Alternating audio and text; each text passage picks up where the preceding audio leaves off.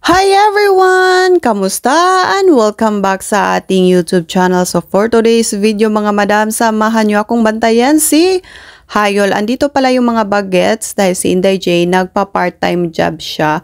So ako naman nagsabi ni Inday J na ako ang magbabantay sa mga bata.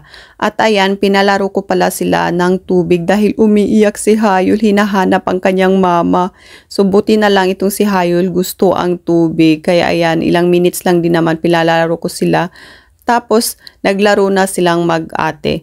Ngayon, itong si Seyon, sobrang tuwang-tuwa yan mga madam dahil kasama namin si Hayol tonight. So, gabi pala yan mga madam. So, ayun, grabing tuwa niya talaga yung, nang talagang napasayaw siya sa tuwa dahil pupunta si Hayol. So, ayan na nga, nakasama na niya. And naglalambing pala ang bata sa kanyang samchon, ang kanyang pangalawang tatay. Talagang pagpupunta sila talaga dito mga madam, hindi talaga yan siya pwedeng hindi magpapalambing sa kanyang samchon at nakakatawa talaga tong batang to kasi hindi siya nangingilala sa ibang tao. Kahit kanino pwede nyo siyang kakargahin or kahit sinong kakarga, magpapakarga siya. So ayan, pagpasensyahan nyo ng mga madam itong ating voice over kasi nagpapatugtog kami ng Miss Rachel at mapakaka-copyright tayo. Sayang yung dollars mga madam. Kaya itong ating budol-budol o bulol-bulol pala na boses, ayan, pagpasensyahan nyo na talaga.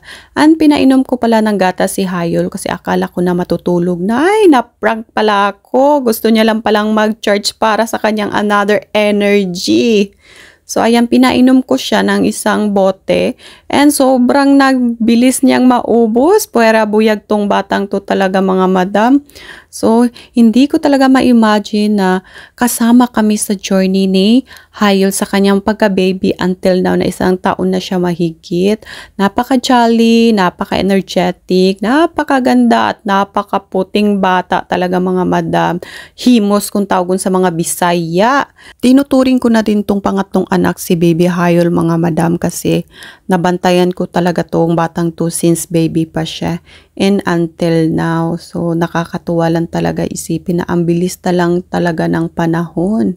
So mahaba-haba pala tong video mga madam and i-end ko ng ating voice over kasi wala na akong sasabihin at masakit pala to sa lalamunang itong mag voice over.